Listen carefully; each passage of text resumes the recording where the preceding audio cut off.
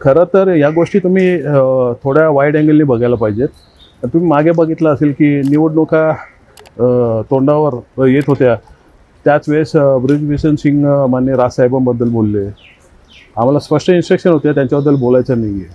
आणि आज तुम्ही बघाल की मातोश्रीवर आबू आदमी स्वतः गेले. त्यामुळे या सगळ्या स्क्रिप्ट एक ठाकरे दुसऱ्या ठाकरेंविरोधात बोलायला देतात, जेणेकरून उत्तर भारतीय मतदार पोलराईज होईल आणि यांचं हे एप्सित साध्य करून घेतील.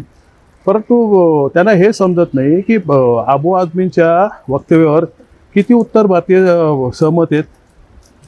जे इथे महाराष्ट्रात राहतात, गुन्हेगोविंदांना नांदतात, हे इथले मराठी म्हणूनच आम्ही समजते. स्पष्ट भूमिका मान्य राजसाहेबांनी त्यांच्या मंचावर जाऊन हिंदी भाषेत त्यांना समजावून सांगितलेली आहे. त्यामुळे या स्क्रिप्ट येतात आणि हे बोलतात.